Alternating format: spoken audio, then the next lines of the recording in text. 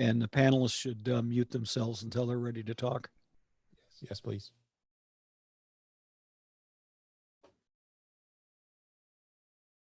Oh, it looks good on YouTube.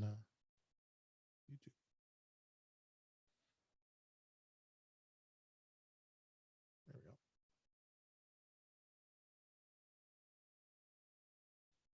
Got about a minute, George. And for people who on the panelists, if you leave yourself muted, then all you have to do to talk is just hold the space bar down on a Mac, and then you temporarily unmute yourself, let the space bar up, and you're cool. Okay.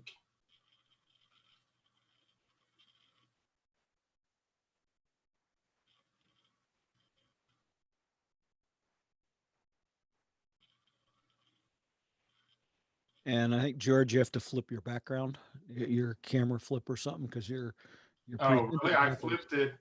I already. Oh, I thought it was flipped backwards. It is to us. Oh, it's to y'all. Oh, well, because I had already flipped it. I thought it was flipped wrong. Oh, now you tell me. I just looked at you. You got something. Now you tell me. All right, 9 o'clock. Oh, okay. Well, let me just take it off. Or just go ahead and flip it. It doesn't matter. Well, how many? Yeah, or take it off. Go ahead. You just flip video in the settings in Zoom. All right, Dave, it's all yours. No, actually, George is gonna. Where is? Oh, okay. Yep.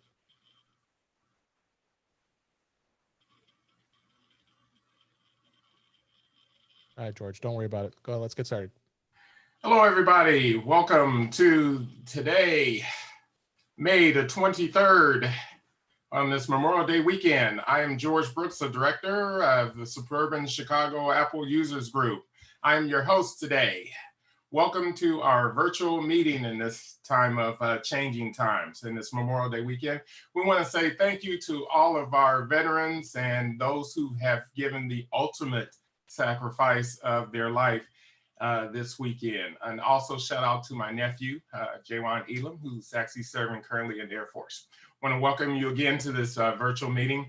We are a group of over 100 individuals in the Chicagoland area, exchanging tips and best practices to help each other. We also give technical savvy things and saving technology dollars, okay? Okay, so today we have for our meeting, if my coworker back in the background will bring up our virtual, bring up our agenda.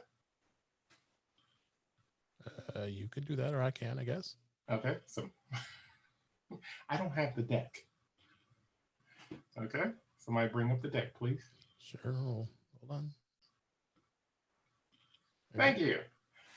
All right, today's agenda, as we have here, we have Dave Ginsburg going over iPad and iOS. We have Margaret Martin, who's going over our video conferencing secrets. We'll have Jeff Scheithe going over photography, and time allowing, I'll do our What's Up segment, and we have Bill Geraci coming up. Okay. First, I'll go ahead and introduce our president, Dave Ginsburg, who has over 20 years of experience as an IT professional. Dave is very knowledgeable in PCs as well as Mac and mobile devices in his profession. He has become a subject matter expert on everything Apple, iOS, and participates in several different podcasts. He even hosts his own podcast called In Touch with iOS. He also contributes to For Mac Guys Only and iChart Radio. We are fortunate to have his updates on the latest in iOS. And here we go with Dave Ginsburg. Go ahead, Dave. Hi, George. Thank you so much. Yes, yeah, the In Touch with iOS, I actually will note that I'm approaching episode 100. I can't believe I've done 100 episodes of the show. And I got a special guest coming next week with Kelly Gomont, and Chuck Joyner was just on the show yesterday. I just published. So give that a listen. We had a lot of great discussion.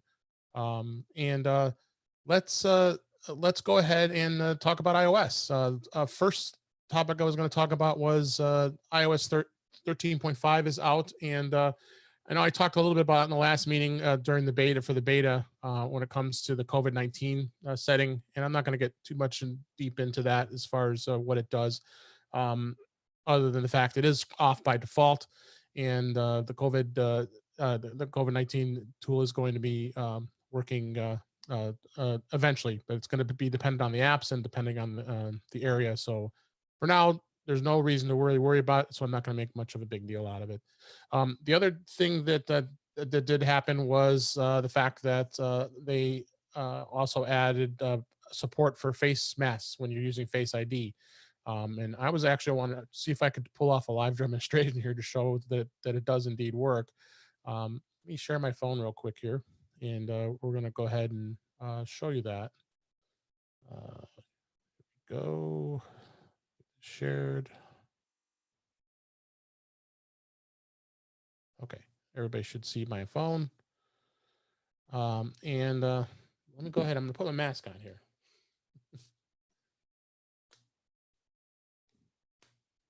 Let's see if it works.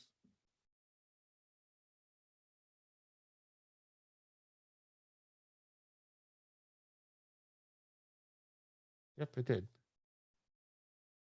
So as soon as let me take this off so you can hear me. As soon as I went in to attempt to unlock the phone, it automatically went right to the passcode. So it definitely is working, and that's great because now you can just go ahead and put your passcode in and then move on. I don't see them actually changing anything as far as it being able to recognize you with the face mask on, because it does. It makes a lot of altering change to your face. So I would venture to say that I wouldn't think that that's going to be the case, that they're going to open that. So so that's about it about what happened with iOS 13.5. I also mentioned, I know there's a lot of you out there that have older devices, iPhone 6, 6 Plus, the 5 that still are running iOS 12. iOS 12.4.7 is out, which it's just amazing. It's great. I'm happy to see that Apple is continuing to support the older devices. And some of the things that they added quite a few things in here. Notably, they fixed group FaceTime with the older device, so that means it's going to work. And they've improved Apple Pay. Did TV app, AirPlay, Apple News is also updated. You have a TV app on there now. You didn't have that before. And then if you just bought the AirPods 2, it now supports that in iOS 12.7.4. And it's got better security too. So overall, it's definitely a good idea to go ahead and open that, install that, just to keep your device up to date. And it just seems like Apple is going to continue on with support of that, which is great. And I wanted to show you one other. Actually, I'll talk about one other thing here. Is let me get out of here. I'm going to share my. Hold on 1 second. We're going to stop sharing here, and I'm going to share my browser here. All right. A couple things. If anybody's in the market, they're looking for a really cheap iPhone. I know Woot, which is actually was bought by Amazon, is got discount iPhones on sale right now, starting at $130 if you wanted an iPhone 7, and goes all the way up. They're selling all the models, the 8, 8 Plus, the X, the 10R, 10S, 10S Max. They're even selling 11, 11 Pro, 11 Pro Max is on there. Links right here. And never mind, they sold it all out. I guess I didn't check that ahead of time. Sorry about that. So never mind, that was sold out. But keep an eye on that stuff, because there is they do have these sales on Woot a lot of times, and it definitely is something to be aware of. And the other thing I wanted to talk about is there was an app, and actually Randy brought this up in the community, but I wanted to actually show you. Let me go back and share the iPhone again here with you. And I keep you that. All right, so let's go back here. Share. Go in here, do this. Okay.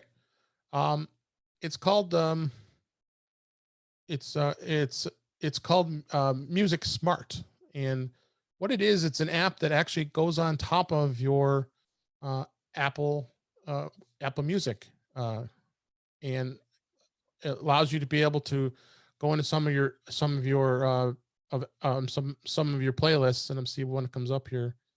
So here's a playlist of songs that I was looking at, and what it does is it actually breaks it down by really deep detail. Tells you when the album was released, the genre, rating, if it was master for iTunes or not. And if you look at the tracks, gives a list of the tracks on this specific album, and any artists would be listed here. If it picks up any artists, this is a various artist compilation. So if you pick this song, it's going to go out there and load. And if it sees any information with the song, so it gives like a description of the song itself, who it was written by, publisher. I mean, look, there's all kinds of crazy, great information about it and who covered it.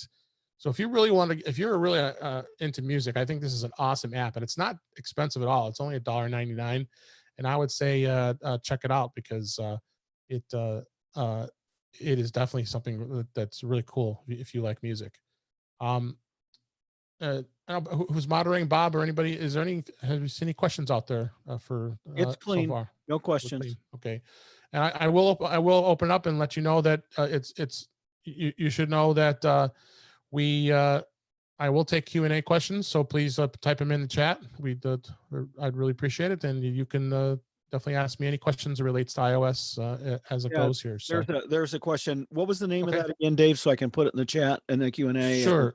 It's let me bring it up on the screen here again. It's called Music Smart. And it's a iOS app. It's an iOS app, and it's $1.99. That's all it costs. It's also, if you're in the community, Randy just posted in the community. So if you really want to see the link, it is there as well. But this is interesting. So, but I have a ton of playlists, as you can see here. So it's really hard to. I think it's having a bit of a challenge to organize. But if you're not crazy with playlists, I think it'll work out really well for you. Okay, so one of the things I wanted to talk to you about a little bit is the accessibility. I found this neat thing here in accessibility, and what I do is I go into accessibility here, and I went into it was text and touch. Let's see, where is that? It's in that here. Oh, here. I'm sorry. In display and text size, and then I wanted to turn on larger text. Okay, and it's got larger accessibility sizes. Let me go back there again and show you. I'm sorry. So you go into settings, accessibility, and then you go into display and text size, which is right here. And you have all kinds of different things you can change as far as how text appears on your phone. So if you have trouble seeing some things, it doesn't hurt to do this. But I found this to be a cool thing to do with larger size text, because sometimes you may want to change the size temporarily. So what you can do is you can go into the control center settings by going into settings, control center, and then customizing controls. If you notice down here, you're going to see that it has the option of those controls because I enabled text size. See it right there? I tap the plus. That'll put that into the control center. So now when I go up and go to the control center, you will now have a bar here that will allow you to change the text, which is right here. So now if I want to adjust the size of the text, see how it does that? I can now set it.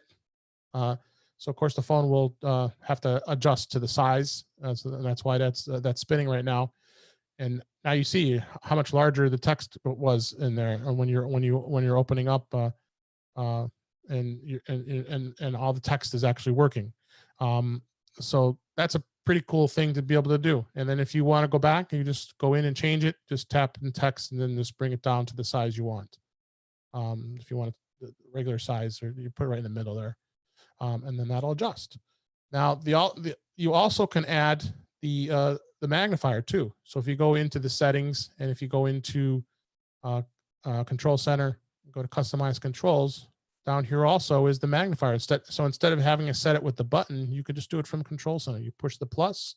Now you see magnifier is in the control center, and now tap it, and now it's going to magnify anything here, and everybody can see my camera and all that stuff. So those are two quick tips as far as accessibility goes, and having that. So with that, I could just open up to questions. Anybody have anything they have to ask about the iPhone or iPad? There wasn't a huge amount of news here this week, and I thought those are two quick tips you could take and use. Or any comments? Anybody, Bob? Nothing.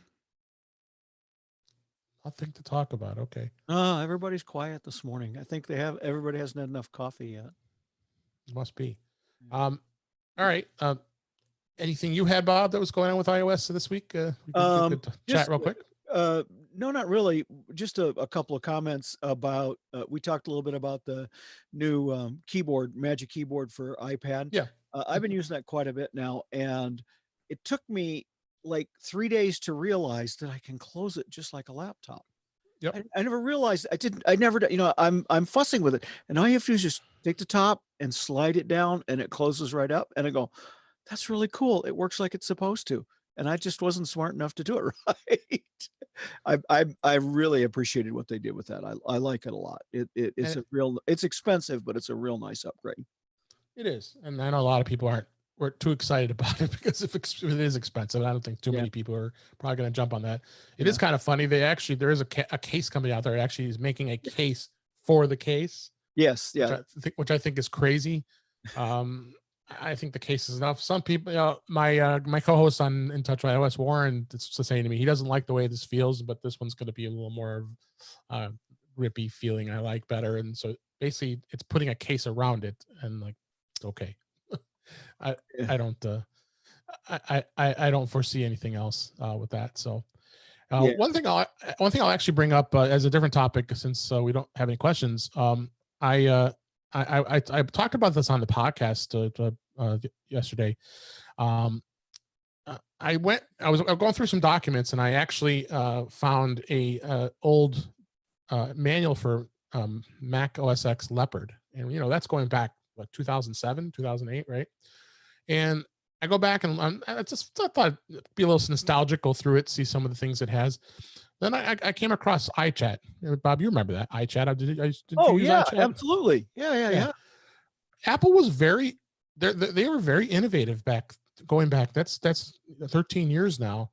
That has all the features that we all now know and love that are in the iPhone, with FaceTime and with messages and being able to share your screen, all that stuff. But the iPhone had just come out that year and had none of those features. You couldn't even, if you remember the iPhone, the first gen iPhone, you couldn't even share the phone. I remember wanting to be able to share it. Let me stop sharing. We can talk here. I remember when how badly I wanted to share my phone, but I couldn't. And Apple had that proprietary cable. Remember that I couldn't hook it up. Yeah. Well, my point of iChat is just going through some of the things that it did. It did presentations. It had chat. It had built-in chat. Now, granted, it was all built into the Apple ecosystem, so you really couldn't chat with anybody outside. But it really made me think, wow, how innovative Apple was back in those days, and all those features that are in iChat now made it over into the iPhone. Of course, updated things in Mac as well. It was a good conversation if you want to hear back with myself, Chuck, and Warren about it. And I thought it was a really great to see what Apple did back in those days. That's been a while. Yeah, it was too. When I went through it, I'm like, holy cow! And then I'm realizing, wow, that all these features are now in what we take for granted now today in an iPhone, with FaceTime and with being able to do presentations and having chats. And it makes me think back of Mobile Me and a few Mobile other Me, things. right? Yeah. We don't want to get into Apple history here. No. I just thought, I was just filling in a couple minutes here. There's a question in the Q&A. iPhone 10 Max is not displaying gallery view in Zoom. I have no idea. On the phone. That's a good question. Let's see. I don't want to. I can't join right now and play. Yeah, we'll have to take that offline, or somebody will have to look for it while we're doing it, because we'll have to look. I'm not super super sure. Yeah, we don't want to Yeah, sorry, Thomas, we'll have to play offline because it's just, there's too much Tom, going yeah. on to try and do it. Yeah. With that, yeah, I'll give a few minutes up, and since unless there's any other questions out there, I hope you enjoyed the short presentation on iOS discussion, and we're gonna go ahead. I'll give it back to George, and we'll go on to the next speaker. Yeah, the gallery view is not, it's in the control panel, so it's maybe with what you're sharing, something with the gallery view is not right, because nobody's seeing gallery view. All right, take away, George. All right, thanks, Dave. I am shocked. I got extra time here. Wow. Okay, I want to introduce our next presenter, which is Margaret Martin.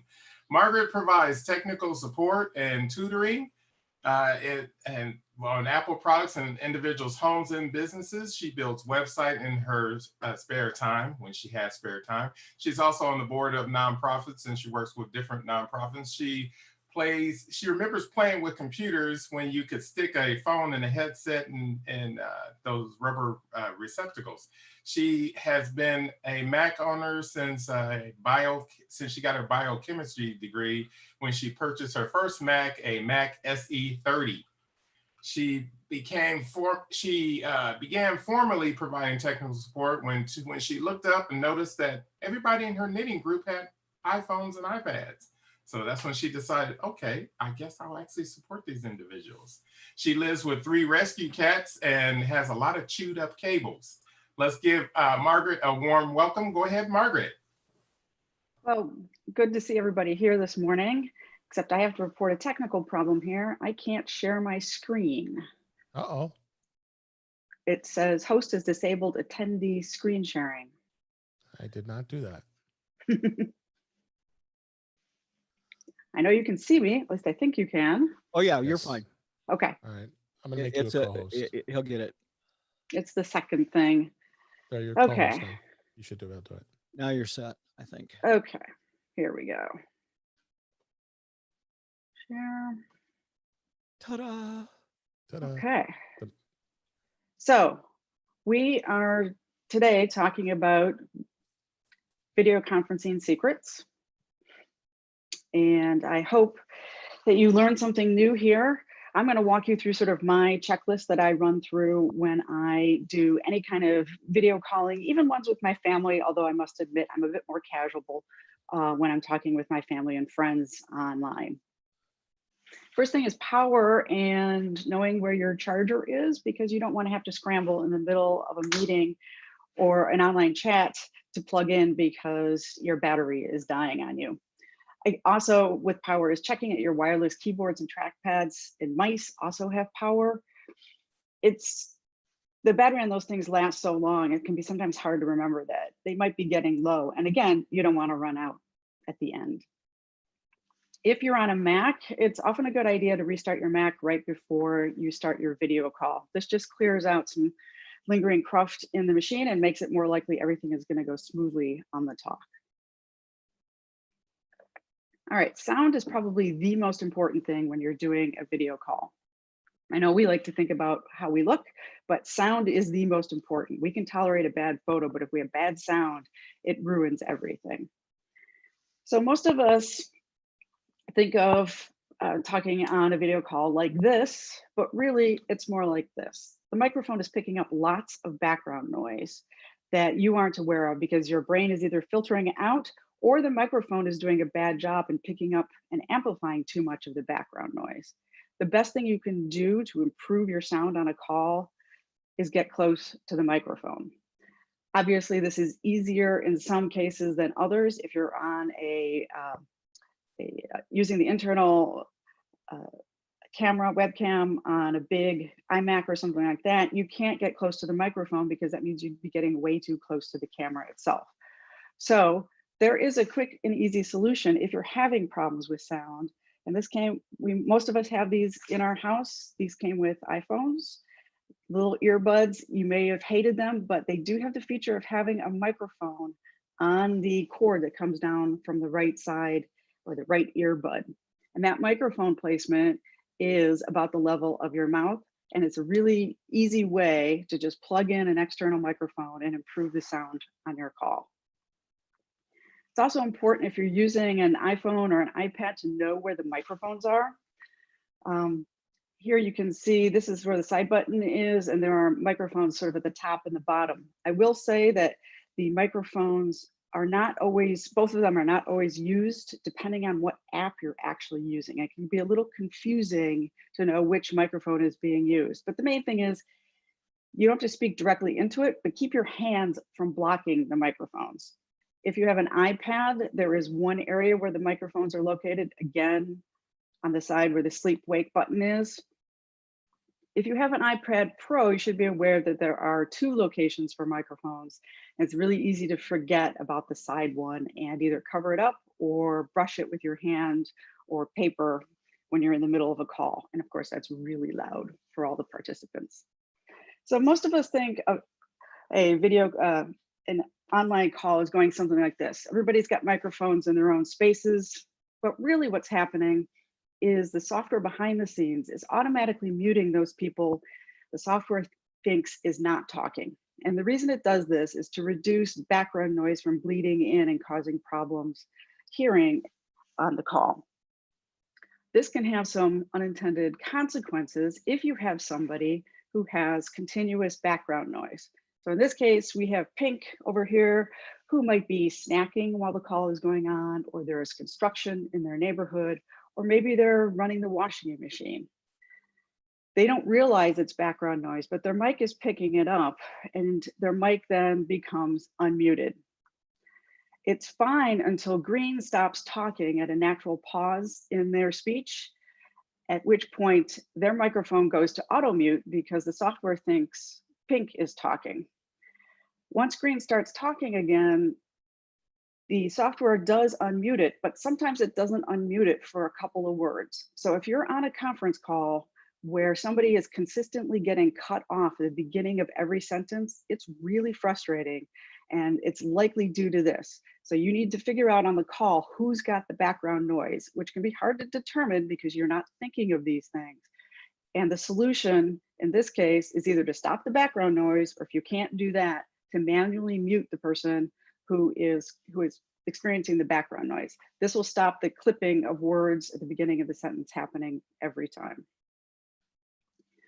One other situation you might not be aware of is when you have somebody else in a household, in this case, Orange, on a call or maybe talking to somebody else in the background several rooms away while Pink is on a video call with other people. This microphone that Pink has is really tuned to speech, and the software is going to pick up this conversation that's happening in the background, and it's going to broadcast it across the call. You can see, obviously, this could be embarrassing. It could be a privacy or security concern. And also, it's incredibly confusing to everybody on the call because Pink is probably automatically filtering out in their brain what's going on in the background, but everybody else on the call can hear that person 2 rooms away. So something else to be aware of. It's always good to be able to shut a door when you're doing any kind of calling, just to prevent this from happening. All right, let's talk about everybody's favorite, lighting. I'm going to walk you through setting up my camera here. This is the #1 thing you don't want to do, which is strongly backlit. You turn into a black blob. It's incredibly unflattering. Never sit on your couch with a window behind you. Find a place, even if it's less comfortable, everybody will thank you for it. So this is my MacBook Pro in my office. You can see I've got a window behind me, but not directly behind me, but I'm sort of strongly backlit, and the camera is doing a terrible job. I mean, you can see me, but it is really struggling. So the first thing I tried was closing the blinds, and it definitely fixed the color. And I thought, well, I know what I need. I need more light. So I turned on the lights and I turned orange. This is a frequent problem because the camera is trying to compensate for the colors it's seeing. It's trying to balance the color and it's getting it wrong because it's got a very bright source of bluish light, which is the outdoor cloudy day light that's coming in through that window. And it's overcompensating and it's turning the regular room lighting to the orange side of things. Unfortunately, with Apple software limitations, you cannot change the exposure or the color balance of the built-in web cameras. You have no access to it. No program has access to it. So what do? it's a very easy fix in this case. I simply rotated the camera slightly so that window was not in frame, and suddenly everything looks good. The color balance is correct. I still have a decent amount of light on my face. So if you're experiencing weird color casts or something like this, it doesn't have to be that the whole background is throwing you off. It might only be a portion of the window that's causing the weird color shifting. So try moving around just slightly to see if you can improve the color or the darker light balance in the image. Finally, I thought, well, this is looking pretty good, but I definitely need more light. And here I am with one more additional bright light on, and you can see it made a huge difference in the final result here. Here's a comparison where I started with the before and how I ended up afterward. And if you look at the detail here, you can get a better sense on the Zoom call. Even if it isn't so clear, I think you can tell that there's a lot more noise in this image, and the color shift, for example, this is totally wrong colors of my sweater, is much better after I turned on the lights and moved the camera around a bit. So small tweaks can have a big effect.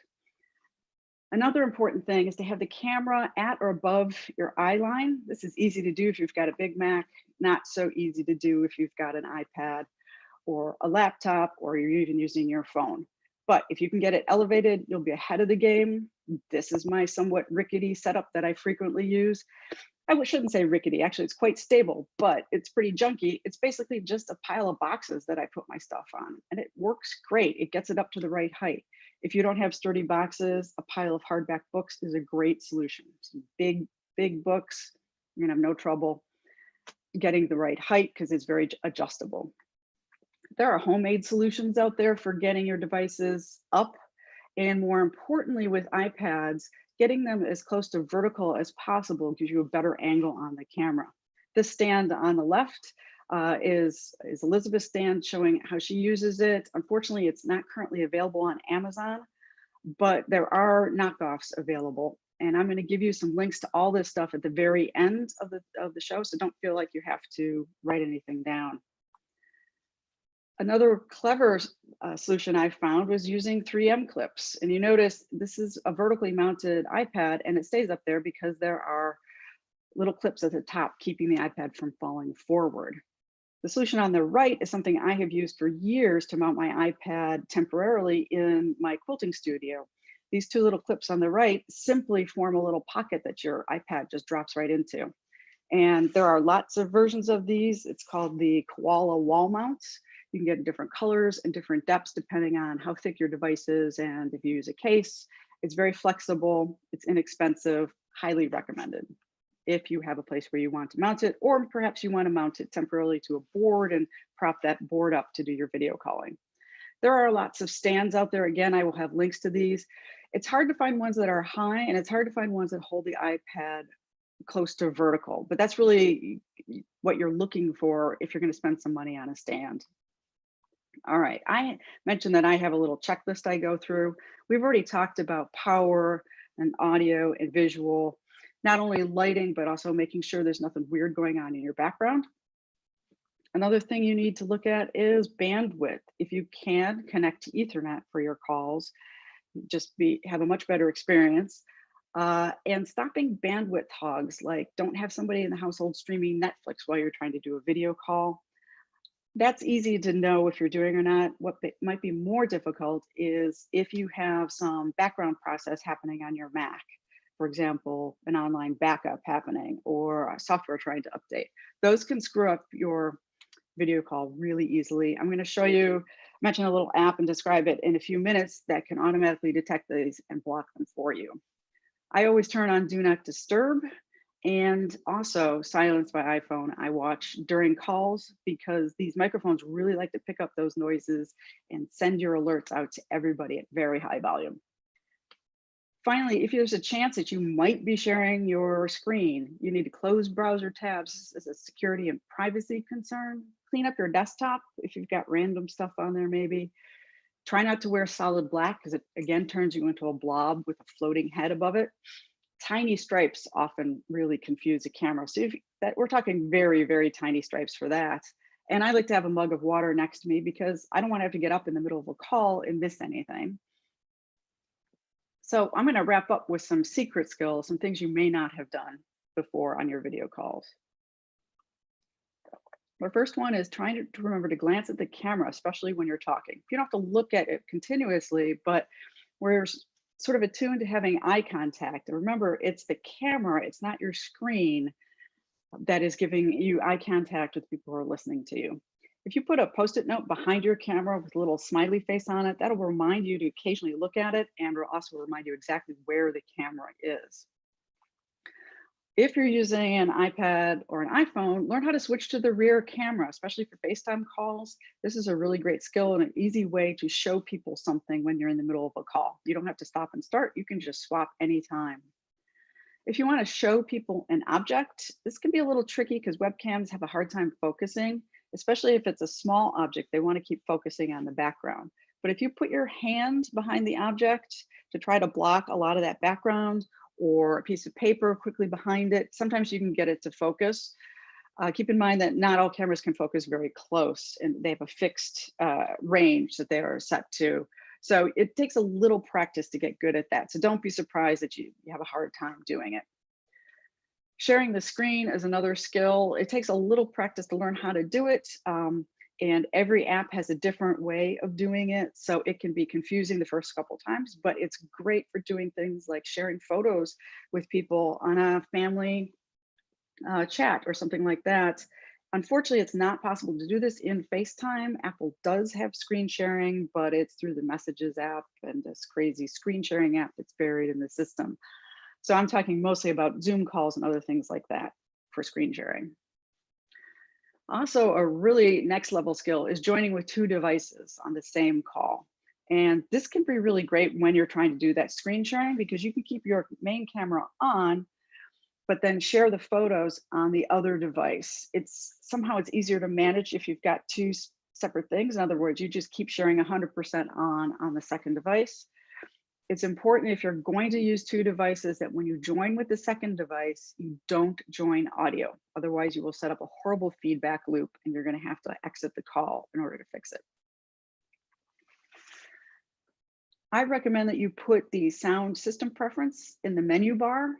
This is a checkbox in the system preferences panel to put it up in the menu bar. And what it gives you is, number one, it gives you a quick way to get to sound preferences if something goes wrong in the call, which it frequently does. It allows you to change the output device. And if you option click on the menu bar option, you get to see your input devices and you can change what input device that is, what microphone you're using at any time. It just makes it really easy to get to these things in the middle of a call. When you're setting up, use Photo Booth to check your camera, your lighting, what's in your background. I like Photo Booth better than FaceTime because FaceTime will time out and shut off the camera after a while. And I'm always in the middle of setting up and then bam, the camera turns off. Photo Booth stays on the whole time. We all have it on our Macs. If you're using Zoom, you can use the space bar as a mute switch. That is, you can run 100% muted and your microphone will only be unmuted when you press and hold the space bar. This is a great feature because you've got, it's sort of like a push to talk thing. So if you've got a noisy background or you want to eat cereal during a call, you can do that and just simply, without having to precisely click anywhere on the screen, you just hit a big button, the space bar at the bottom of your keyboard. All right, I did mention I was going to tell you some additional things you can buy at the very end. These are 3 apps that I use pretty regularly. Hand Mirror is a free one. It basically does what Photo Booth does, but it puts a little video of what your camera is seeing up in the menu bar. So you have continuous access to it. Easy. It's a free one. It's cute. It's got a nice little website. I recommend just having it on there if you're into those kinds of things. If you have a third-party webcam, that is not the built-in webcam to your Mac, you can use an old app called Webcam Settings to change the color and the exposure and the gain and the noise and the sharpness, depending on what model of webcam you have. And you can save a bunch of different settings depending on the light quality of the day. It's a great little app. I will say that not every webcam is supported. And again, it only works with third-party cameras. So definitely check out the website, which is a not so great English translation. but the information is there. Look up your webcam before you buy the app to make sure it's really going to work for you. Trip Mode is the app I mentioned that can help you with bandwidth issues. I'm not going to go into the details of how it works. It's fairly straightforward. If you go to the website, there's a great little video that explains how it works. It's only $8, or if you have a set app subscription, you already have access to Trip Mode. I use this all the time. I have a setting for online calls that automatically blocks Adobe from pulling down updates during a call, and it blocks my online backup service from running without me having to remember to turn a bunch of things on or off. It just blocks their access until I turn it off again. It's great. Margaret? So this is my little overview of everything. We've got the top secrets at the top here is my little review, which is the main thing is you always want more light than you think you need. So more light, more light, more light. It makes your camera work better, reduces the noise in your image. Using photo booth and sound preference in the menu bar. These are great little tips that you might be doing already, but if you aren't, give them a try. And then at the bottom, I've got the list of stands, the Koala Wall Mount by Docum. Viozon and ClearLook are the two search terms you should check out on Amazon. I'm not saying that these are the best ones out there, but it's a place to start. Read the comments about them. The ClearLook is not available currently, but there are knockoffs that are very similar. They may be okay. And then finally, the apps that I went through. I added one at the bottom called Sound Source. If you have your Macintosh set up to output sound to multiple devices, check out Sound Source for managing that automatically without you having to select them. It's a great little app for doing that. It's been around for ages. And I think that's all I've got. We have a question, Margaret. Yeah. Pam is asking, how do you record the session on Zoom on the iPad? Okay, I believe there is a setting in Zoom, isn't there? There is. You also, I went into their help center to check that too. Is it has to be cloud recording. That's the one thing. It will not record locally like it does on the Mac. Right. But I believe you can do it right from the. I'm not sure where though. You're right. Yeah, the problem is they keep every new version of it, they move where things are. Yeah. And I'm more frequently doing it these days on the computer, so I can't remember where the controls are. It's possible it happens when you set up the call the first time. I'm not sure. Yeah, it also says you have to be the host in order to be able to do it. You can't be Okay. So I hope that answers. I think that's probably gonna answer your question. If you're Right. if you're just an attendee, you will not have the option to record. If you're the actual host of the meeting with a host account, then you will be able to. But I'm not sure about if you've got, if you can use the iPad screen recording to record the screen during a Zoom call, or if that's blocked. Haven't tried that. Yeah. The problem is it won't pull the iPad audio. Right. It's only going to record the screen without the audio, which is not terribly useful. Yes. Hope that helps, Pam. All right. Anything else? Okay. I see a comment here about don't put your laptop on your lap during a Zoom call. A great tip. Yeah. You're going to get that lovely up the nose shot from your webcam. It's not something that people want to stare at for an hour on a Zoom call. And my sister, who's a yoga teacher and has been teaching her classes through Zoom, has also mentioned a problem that women face, which is wearing loose and flowy tops. You have to remember that if you're reaching forward to maybe adjust something, or adjust your camera, you might get a down the shirt view sent out to everybody on your Zoom call. So it's these little things that we're not aware of, we typically do in our space, that we need to sort of keep an eye on the camera. What is that camera seeing when I'm doing that? So yeah, up the nose. I get a lot of those, or off screen. People drift off screen during the call because they're looking at everybody else. They're not looking at themselves, and suddenly only half of them is visible. Hey, Margaret, I wanted to bring up something because you were speaking and you see I did a wardrobe change. You were talking about actually wearing black. So I was like, oh, okay, I changed. But also here's something else to think about. Make sure that you iron a few different tops that you're going to wear the night before so that you have different options of what you might want to wear. Because, okay, But that's the reason why I had on the black shirt, because I was like, I haven't been going anywhere, so I haven't been ironing clothes, and hence everything was wrinkled. So just think about that. Hey, George, we want to see another wardrobe change for the next speaker. We want you to live the world for us. So, a couple other things. So there are ways to actually improve your video. They require a little bit more effort, and it's harder. It may be too much of a deep dive. We can maybe do something about that later. There's ways of using professional cameras and hooking up. If you're doing this for a living, sometimes that is helpful. So for example, I'm using a Sony camera now, and I have a HDMI recording thing that goes into the Mac. And so now the video goes through that. And then just like Margaret, my iPad is on a stand, which is on a box, and it's right in front of me and right below the camera. So I can, if I move up from the center, and then when I look off to my other screens, I'm looking off to my other screens, but now I can actually pretend that I'm paying attention to the meeting. Yeah, I did play around with some of those. I haven't gotten anything to work yet.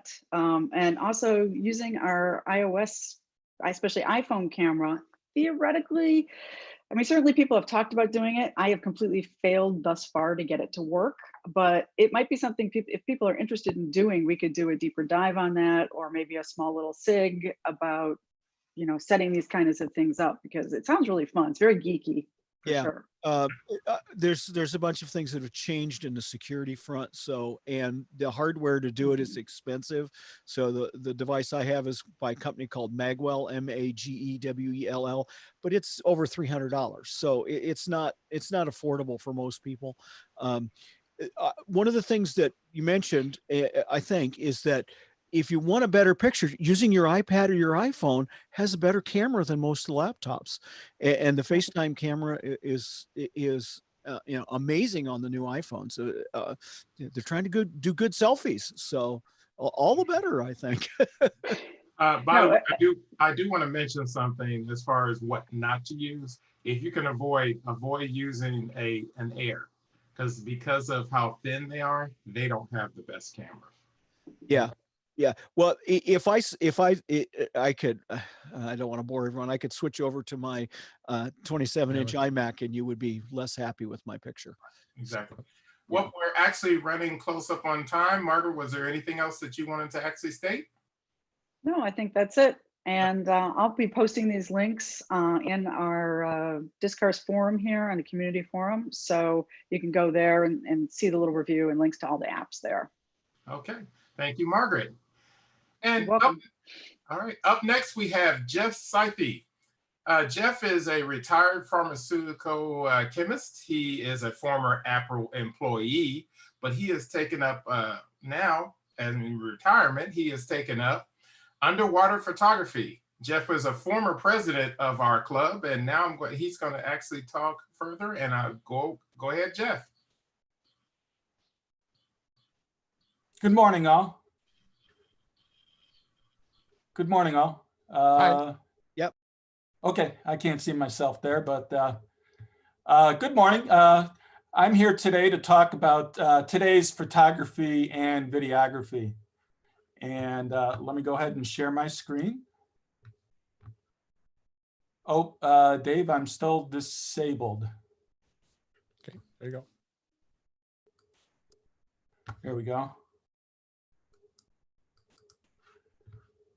And okay, so today's photography and videography.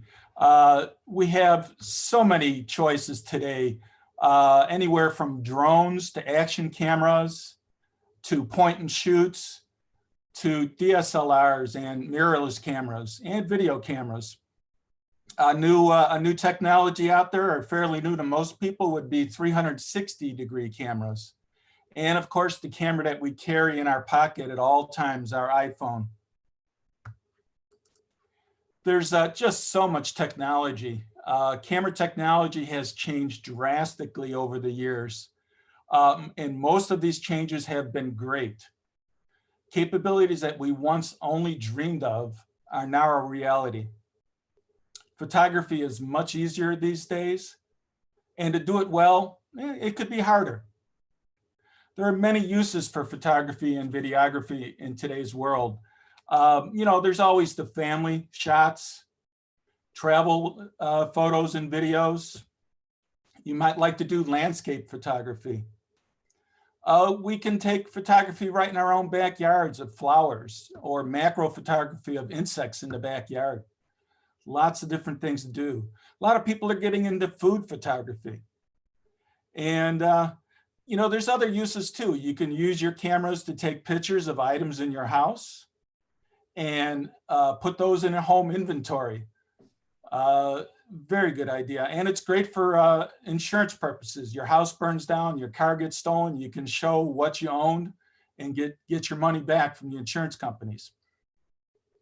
So it's with that I would like to announce that the Suburban Chicago Apple Users Group is going to be starting a photography SIG. Now, the details about the SIG are not set in concrete yet, so keep an eye out for emails to let you know when the SIG is going to be and what we're going to be presenting. Let me switch to the next slide. Jeff, This you will have be an example. Jeff, you have presentation view on, so I'm sorry, you have a preview mode view. We can't see full screen of the slides, just Oh, okay. I don't know how to change that. Okay, so let's keep going then. Just letting you know. So you're seeing this current slide and the other one next to it. Correct. Okay. Well, at any rate, take a look at the current slide here. This will be an example of what our first meeting will be about, or what we think it'll be about. We hope to be talking about different types of cameras. I'm sorry, let's go. There we go, different types of cameras. So iPhones and point and shoots, action cameras, 360 cameras, DSLRs and mirrorless cameras, drones, video cameras. And what we hope to do is to define each of these camera types, what their general uses might be, what their weaknesses are, what their strengths are, and what the cost of each of these different types of cameras would be. We'll also try to cover different photo editing software, Apple's iPhoto or Photo, Lightroom, Photoshop from Adobe, Infinity Photo, and different iPhone apps. A lot of different photo editing applications out there that you can use. Very easy today. We'll also move into looking at different video editing software. The iMovie app on your iPhone or iPad, iMovie program on your Mac computers, Final Cut Pro from Apple, Adobe Premiere, or their Rush software, which is, I believe it's free, and other software. There's a lot of good video editing software out there, and some of it free these days. And we will continue with future proposed SIG meetings with these various topics here. So meeting 2, maybe we'll be talking about iPhone photography and videography. Meeting 3, we can go into point and shoot cameras and action cameras. So much you can do with these things. Meeting 4, 360-degree cameras. If you're not familiar with those, it's a new style, a new type of camera that can shoot 360 degrees around you, above you, below you at all times. And it just gives you so many capabilities. Next, we can go into DSLRs and mirrorless cameras. Very advanced cameras, all the way up from beginners to professional levels in these cameras. So much power there. Maybe meeting 6 will cover drones, where you can fly them and what kind of video you can shoot with them. Exciting new category of cameras. Meeting 7 and meeting 8 will go into the photo editing and video editing. And of course, all of these different areas have different accessories that you can get into, tripods and different types of rigs for holding the cameras, and lots of different discussion can go on. So I'm hoping that that you can join us, and please watch for future announcements about the SIG. And hopefully we'll see you soon. So with that, I'll turn it back to George.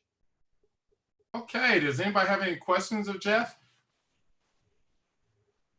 I mean, we have an announcement of a new SIG. So look forward to going forward with that, Jeff.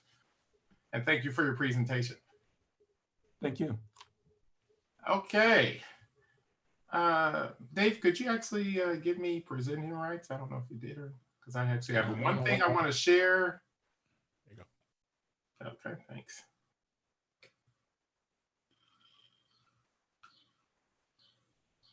Okay. Check questions here. Okay, everybody. You can see my screen there. You guys see my screen? Yes. Okay, I actually this week, because you know I always come with you guys with steals and deals. And this different times, I actually was out on the internet and I saw this new video online service where you can actually watch television. It's $20 a month, and it's live and on-demand television. 20 for 59 channels. These are, yeah, as you see down here at the bottom. There's and it includes a DVR. I was like, $20 a month. I was like, not bad. And you can actually stream three simultaneous streams at one time. And the DVR feature will save items for up to 30 days. I was like, this is not bad when you look at 59 channels for $20 a month. And you can record the shows, as I said, watch them on three devices at one time, and you can have up to 10 people. So if you got multiple individuals that you can use, one thing that I was really impressed with is they have an Apple TV app. As you can see over here, they have the Apple TV, Roku, Fire, but we all know everybody has an Apple TV because you got that great deal that I was talking about last year where you could get one for free. See, that's the reason why you guys always tune in and always come to the meetings. So I just wanted to bring this up. This is called Philo. I will put the link to it in the chat. You can sign up and get a 7-day trial for free. I actually, to be honest with you, I kind of got hooked on this because I was trying it out during the 7-day trial, and I really did get hooked on it. And I was like, okay, let me cut this off because I'll sit in front of the television a bit too much, especially because the one thing you look at is you got the DIY network and FY and the Food Network and Discovery. Those are different networks that I actually could get it, sit there and veg on. So in this time, it might be something that you might want to check out. 59 channels and cut your cable subscription down to $20, essentially. Does anybody have any questions? I just had to. Oh, by the way, here's another tip. Free TV, I always like free, right? If you have a 4K television, bring up your television, bring up the web browser on your television and go to YouTube. OMG. And when I mean OMG, just type 4K. And then you can start going around the world. And here's one place there's a nice view of Chicago in 4K that was recorded, and also Dubai. Oh, the pictures of Dubai were just phenomenal. I just can't wait for everything to open back up. I'm going to Dubai. And once you actually go and see the 4K videos of Dubai, you'll see why I'm going there. It's borderline with the Jetsons, to be honest with you. I was really shocked. And because of the 4K video, I was like, I really want to go. Does anybody have any questions? By the way, if you don't have a 4K TV, now it's time to go get one. They're pretty inexpensive right now. Anybody have any questions on anything that I just talked about? I'll throw out. It doesn't look like they have local channels on this. No, that is true. That is true, Dave. You're right. There are no local channels. I did notice that too, but I was like, for $20, I was like, well, hey, you can't have everything, but you got the local channels are free using antenna. Or remember, I talked to you about Locast. So Locast is free, so you can open up another web browser and get your local channels. They don't have a DVR, but here in Chicagoland, you can get the local channels on Locast. That's a very valid point. But when you look at the cable networks for $20, I really wonder how long this price is going to stay like this, because we know how greedy the cable companies are, the cable networks are, which keep increasing the price. But I'll also mention I'm been dabbling in Plex. If anybody's not familiar with Plex, which is a service that allows you to stream not only your own movies that you rip from DVDs, it also includes other services as well. If you get the Plex pass, you can get a tuner and an HD antenna. You'll be able to get all the channels over the air through Plex, and it also has the DVR built in. So I may do that as a topic at some point. Okay, cool. Look forward to that, Dave. Okay, up next on our agenda, and I am shocked, we're running right on time. Yeah, we great. have Bill Geraci. Bill loves helping people understand how to use computers. Working with Apple computers since 1990, he built an invaluable reputation of how to illustrate these obscure and from the obscure to the disinterested people on showing them how and why they want to care about these things. He's currently the staff computer guy at the University of Chicago, and he also performs some private consulting, helping you do more better. And here's Bill Geraci to talk to us about our Macs. Go ahead, Bill. Hi, everybody. Anyone see or hear me? Yes, You're just good. fine. Yes. Cool. I can't see me, but I guess I'll just pretend I'm doing it. So as I sit in the marble palace with the two assistant directors and the two producers, you can see the chandelier in the background as I wear my cutaway coat. We are definitely doing the helping things with computers in style now, since I don't have to come to the anesthesiologist thing. Okay, so I'm going to try and share my screen. And I'm going to get rid of everything I don't want and move the pictures over. All right, the thing I was going to do today was talk about renaming files in the Finder.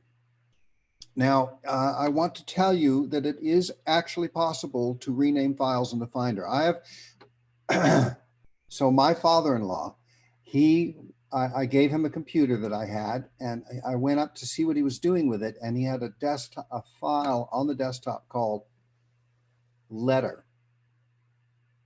Just that, letter, right? And I said, don't you want to name that, letter to George about Martha, or letter to the insurance company? He said, no, it's fine. So what do you know about father-in-laws? Of course he's right. So yeah, you can rename files. I've met people who've been using computers for years, and I point this out to them, and they're shocked and appalled that that's possible. So I'm going to go into Photos, and I'm going to go to Photos, and I'm going to select some images. Do I have anything pretty here? I've only got 47,000, so I wonder if I have anything attractive. Yeah, sure. Okay, so I'm going to hold down the Command key and select several of these. Right, and then I'm going to do File, Export 5 photos. And we're not going to mess with any of this because this is not what this session is about. And I'm going to export them. And where am I going to export them to? I'm glad you asked. I'm going to create a new folder on the desktop, and I'm going to call it Image Files, mistyped, and I'm going to export them to there. You see the little progress thing shows us. So I'm now going to hide photos, and you will be stunned and appalled to notice that the thing shows up here. Now, this is Mac running the current version of the operating system, 10.15. And one of the things you can do here is under View, you can show Preview. So if you single click on any one of these, it will show you what that picture is.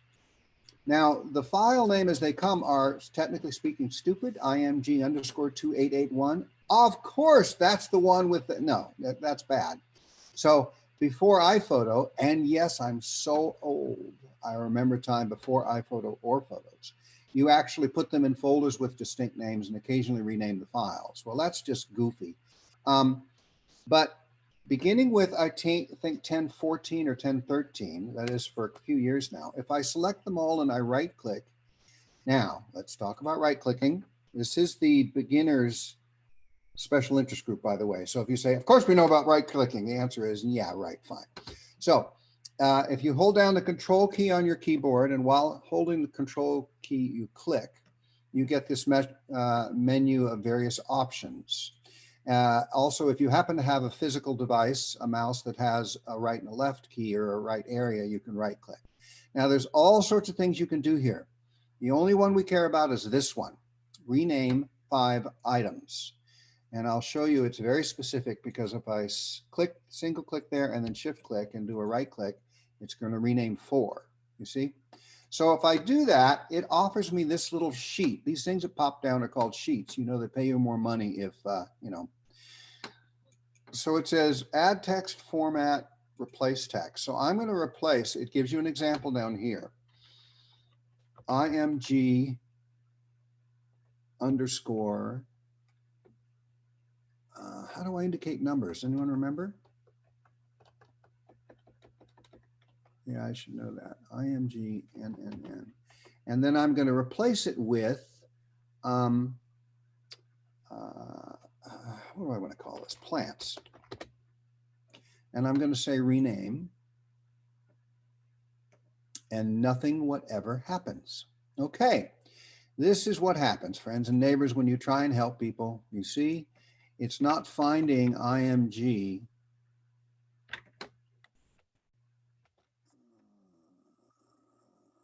Okay, so we're going to take off the IMG underscore and we're going to replace it with PLANTS. And just to be technical, we're going to put a dash there. And I'm going to say rename. Ha, there, phew, it worked. All right, it still has these original stupid numbers, but now you can tell that all these images are about plants. And why didn't it do this one? Because I had not selected that one.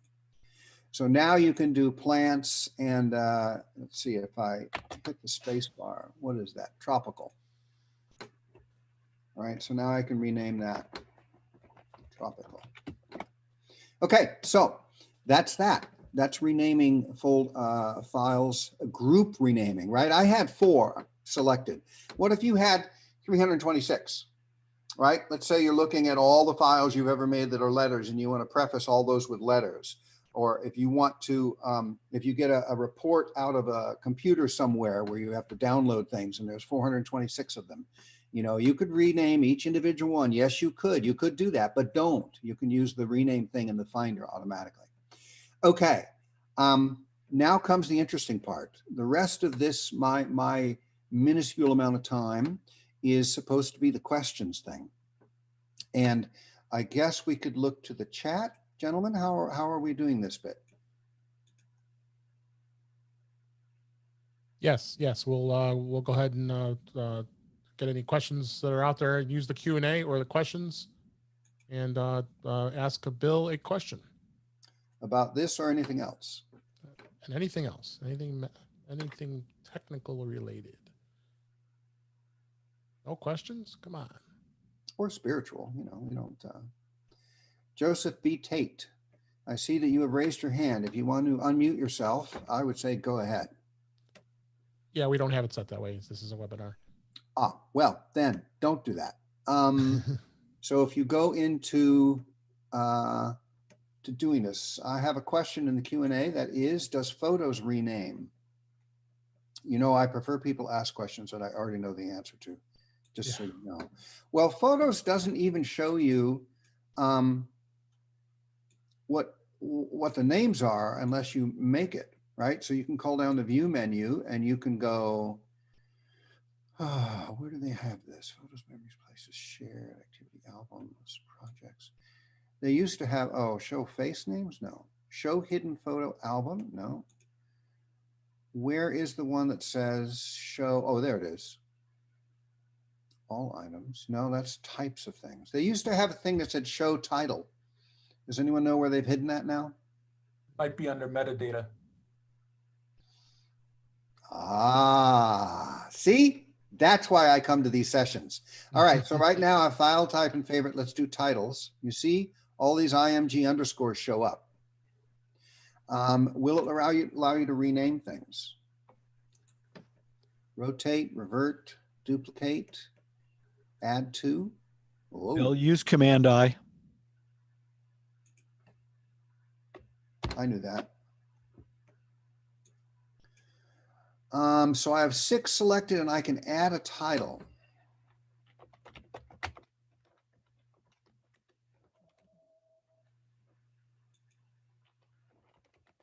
That's going to call them all plant pictures.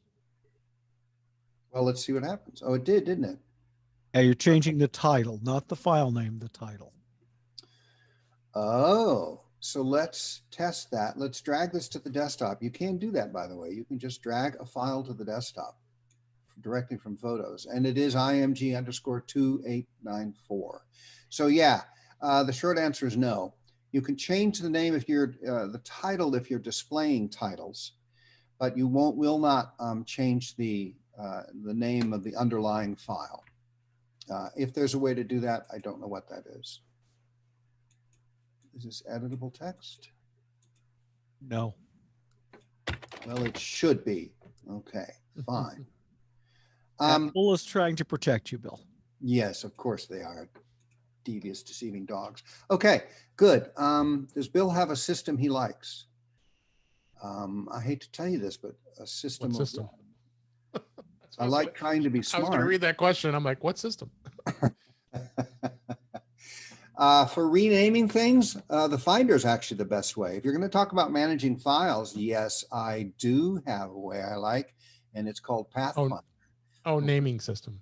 She's Oh, a naming system. Oh, the only thing I want to say about a naming system, let's hide that.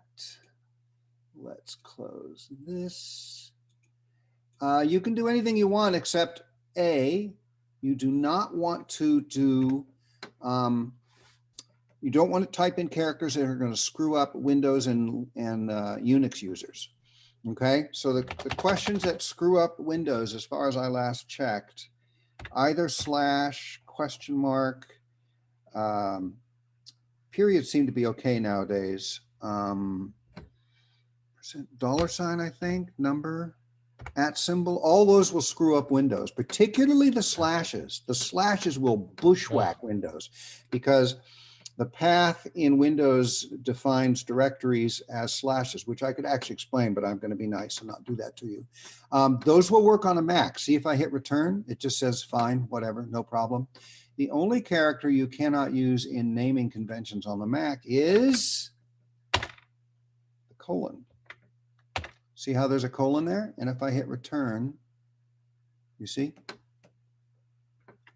No punctuation marks. Well, you can use punctuation, but you can't use the colon. It used to just turn it into a dash automatically. In this case, it just elided it. It took it out because it hates me personally. The reason you can't use the colon in the land of Mac is because the colon is what's used in the past to differentiate folders. So if you send someone a file or a folder in Windows with slashes, it'll give the most bizarre error messages. But if you send someone a thing with colon in the Mac, which I don't think you can do in Windows either, it'll do that. So the last thing I want to talk about is dates. I got Jen was also saying, she's saying some people have strategies for organization. So I think she was just really looking what your thoughts are as far as naming and organization of the photos in tandem, I guess. Oh, within iPhoto? I mean, sorry, within Photos or within the Finder? I think within Photos. Okay. Well, before we do that, I'm going to finish this because I have to fill time since no one's asking questions. So as I was saying, dates are tricky. 5/23-2020. I'm not using slashes because I don't want it to bushwhack Windows users, but that's actually a valid file name. The problem is if you have 36 of these things, all the Mays are going to sort together, but the Novembers are going to come with the Januaries, because when a computer sorts things, it sorts them character by character. So the right way to do dates, just to confuse your friends, is 2 digits for the year. And actually, if you're really in a bad mood, 4 digits for the year, 2 digits for the month, including putting a 0 in for the first 9 months, and then 2 digits for the date. Now, if you have 62 of these things, they'll all sort correctly. So that's my naming conventions. All right, with regard to, do we want to talk about basics of Photos? I think there was another question in there from Jim Bakken. How do I change the location where I download a file? Ah, okay. I can pretend to be knowledgeable about that. So if you use a web browser, let's say Firefox, and you can call down the Firefox menu and go to Preferences. Let's see, somewhere here they're going to give us the ability to change here. So Files and Applications. Now you'll have to look because everybody does their own stuff in weird, crazy ways. So in Firefox, it's under General and about halfway down. And right now it says Save to Downloads, but this is a pop-down menu. I'm sorry, you can choose where you want to go. So I'm going to change it to the desktop and I'm going to say Open. By the way, Open there is misleading. It actually just puts the info there. Or you can set it to Ask every time. So that's how you do that in Firefox. I'm sure there's a similar setting in Safari. But it's managed at the application level. There's no system level setting that I can think of off the top of my head that actually controls all downloads. So whatever application you're using to download, you need to find its preference and change it to what you want. Great. Anyone want to feed me another question? I was going to interject when we have a moment on a couple of questions that are not related directly to Mac. So, well, we'll leave some people have strategies for organization. We'll come back to that. Go ahead, please, Bob. Yeah. So Jennifer's asking a couple things, which are in general about how photographers organize files and naming systems. I think that is something we'll probably put in our new photography SIG. I think that's a great subject for the photography SIG. So we'll probably get that in there. That can be personal, complicated, and a whole bunch of other words around it. Many people in modern times do not name files and folders because we use Apple Photos. So you don't even, as Bill showed, you don't even use file names. So you use other things called tags and colors and stuff like that. So it depends upon the actual software and use of what the best methodology for that is, or of what available methodologies you've got. So anyway, I think that's a very large question. Now, what Bill uses may be different. So Bill, what do you use? You mean other than confusion? Yeah, we're allowed confusion too. So, well, how you organize stuff is extremely important. Well, actually, how you organize stuff is becoming less and less important. It used to be the only way you could manage anything was by organizing. And in the old days, before iPhoto, I had folders that had the dates and then the places, and I put the photos in there. So I wouldn't bother renaming the photos inside, but the folders themselves would tell me where stuff was. So when I say how is this becoming less important, I'm glad you asked. There's a little thing on your menu bar up here that's got the little magnifying glass. Here, let's see if this zoom in feature works. Did it zoom in for everybody? Yeah, okay, fine. So the magnifying glass gives you access to your friend and mine Spotlight. And Apple is moving further and further, right here, Spotlight search. Apple is moving further and further away from users actually knowing anything at all about where their files are or how they're named or what they're doing. So I tell people when you can't find stuff, use Spotlight search. This, we'll call it an improvement. It actually sort of pisses me off because I am so old that I actually had to set up my own naming schemes and put everything very carefully. Now you can save it wherever the heck you want, as long as you remember any of the name or any of the file contents. If it's typing, you can just do this search thing.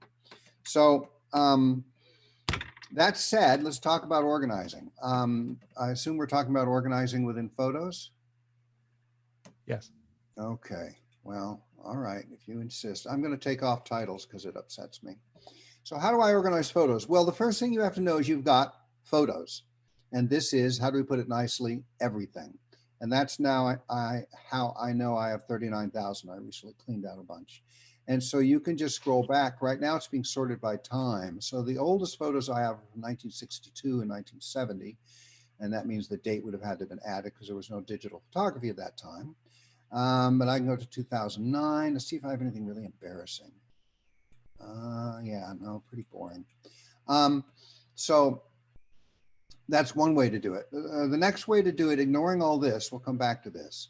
This is the only other really important one. This is import. So this is the most recent set of imported files you have, the ones you brought in most recently, except it's taking a while to do that, right? So this is from May 22. So yesterday morning, I did some imports. I don't know what recents means. Why isn't it the same? Anyway, never mind. So the other way to do it is albums. So what have I got in albums? I have Vivian pics. These are pictures of Vivian, who's a granddaughter. I have pictures of the new house we moved into. I have a folder for Vivian. Vivian at the zoo, Vivian in 18. So I actually need to put that into there. Look at that, I just reorganized things. Penny, pictures for Penny. This is from a wedding, sports. So I drag stuff in there. Now that will work, but that's not the fun part. The fun part is smart albums. So here's a smart album, and this is stuff within the last calendar year. And a smart album, you can tell because it's got the, is this useful for you guys? Yep. Yeah. I know you guys at the top of the top end know this kind of crap, but it's okay. No, it's very useful for everybody, really. For everybody. Yeah. Very, very useful. Yes. I like the way you say that. So if you right click on a smart album, you can go to edit. And here's the fun part, right? So first off, you can change the name into anything you want and match the following conditions. Date captured, that means the picture was, I don't know if that means, yeah, it would mean the picture is taken, is in the last 1 year. Now, these are all pop-down menus, right? So you can say the last years, days, weeks, and this is editable. You can say in the last, is on a certain date, is not on a certain date, after, before, in the last, is not in the last, is in the range. If you go to range, you can actually specify a range.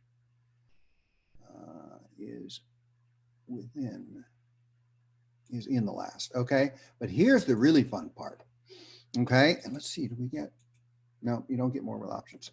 So you can say, ooh, I just changed it. Oh, I can hit cancel. So if it's in a certain album, if it's a date added, now date captured is when the picture was taken. Date added is when it came into your photos library. Now these are tricky because a lot of images won't come with the proper metadata, metadata being the stuff behind the image. If you were really bored, I could give you the Greek, but so date added would be when it came in, and date captured is if the image has the metadata of the date the picture was taken, then it would be work. Description, that's free text. File name, you can change the file names. Title, we already saw how to do that. Text, I'm not sure what that means. Photo, person, keywords, but you can also go on aperture, model, flash, ISO, lens, shutter speed. So if you want to see everything, yeah, okay, I'm not going to get into that at all, not this beginning a little bit. So I'm going to say cancel. You guys can do that on the photo SIG. By the way, I really like, Bob, how you worked in an advertisement for the upcoming SIG. That was very cleverly done. I don't usually do advertising stuff, but I'm impressed. All right, so you can do smart albums.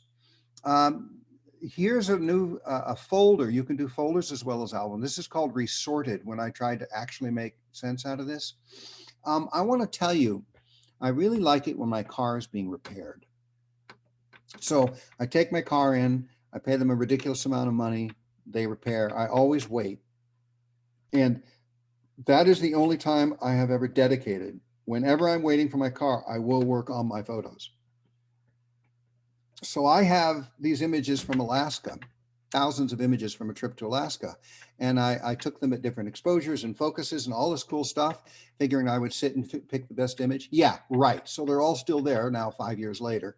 But when I go to get my car repaired is the only time I'll say I'm doing nothing else except figuring out these bloody photos. So that's the kind of discipline I have. So some of these are resorted. So that's the basics of organizing stuff. Here's all my travels. But then there's all the stuff I ignored.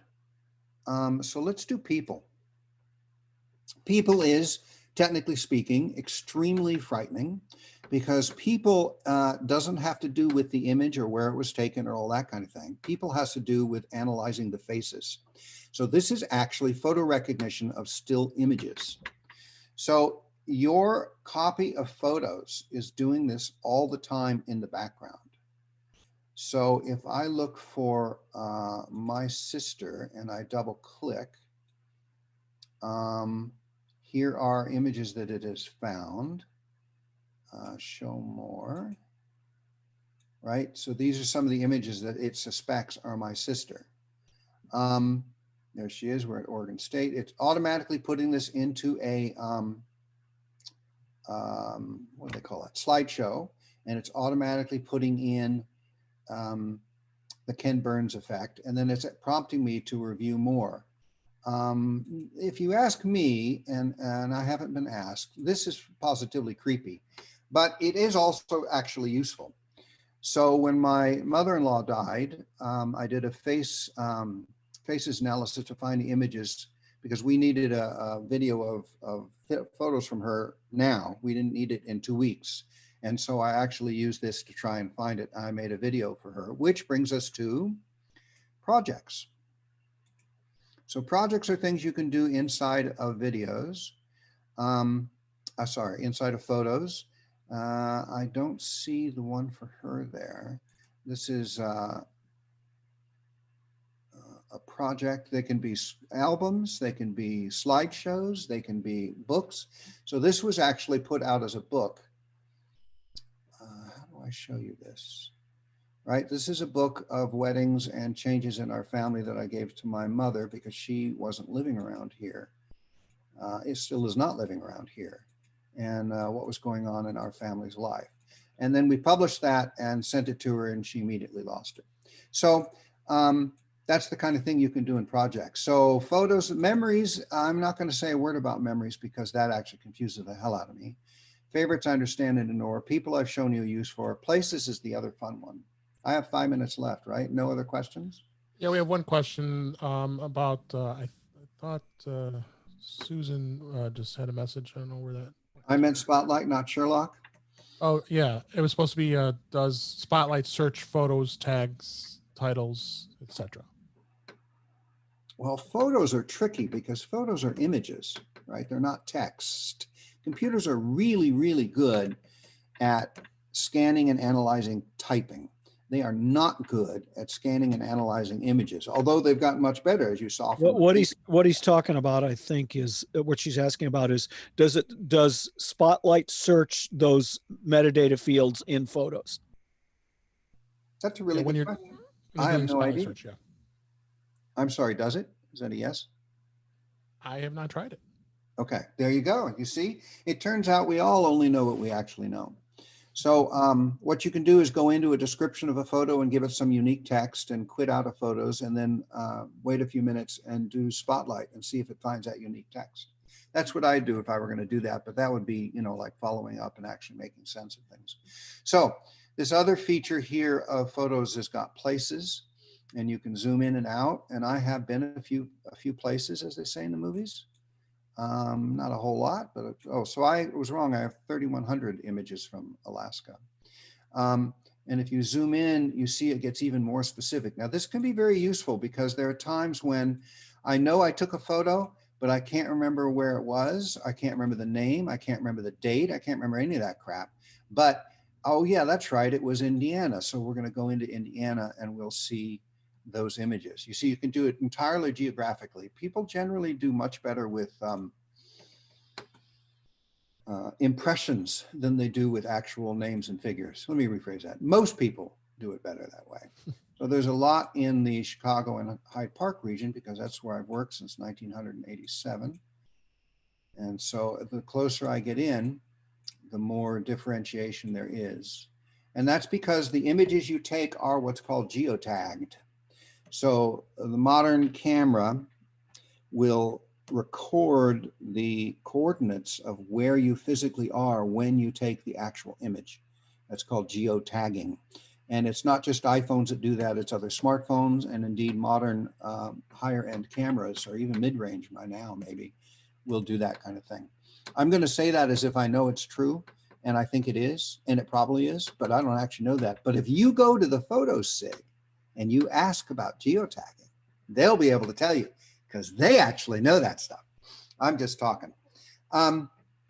Okay, it's 10:28. Am I done at 10:30? Well, no, actually, Bill, we got to have time to wrap up. So. Oh, so I'm already done. Yeah. Yes, you are. But we I- do appreciate that all that information that you gave. And the one thing that's nice, see, Bill gives you homework. So now during this time to which we're all shelter in place, we all can actually organize our photos and I'm like, okay, thanks, Bill. Now I got another queue of stuff to go through. Okay. Really appreciate everybody who presented today. Margaret and also, what's that guy's name? No, Dave and Jeff. Really appreciate everyone. Please be on the lookout. If you're actually listening to this live afterwards, you will actually get an evaluation. Please make sure you fill out the evaluation. This session was also recorded.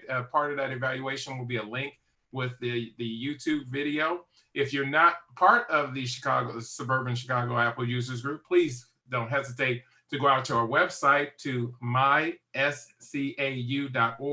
and sign up. If you're also not a part of our online community and you are a member, please go to that same website and click on the Contact Us and submit a request to actually join our online community. Don't forget that the links that will be that were discussed will actually be shared in the online community sometime today by the presenters. We appreciate your time and effort. Also, remember, don't forget this is Memorial Day weekend. Thank those of us who actually, myself included, and anyone who was active duty or a person who gave their life for fighting for our freedoms in this country. I'm George Brooks, the director, and want to say good day and goodbye. Thank you.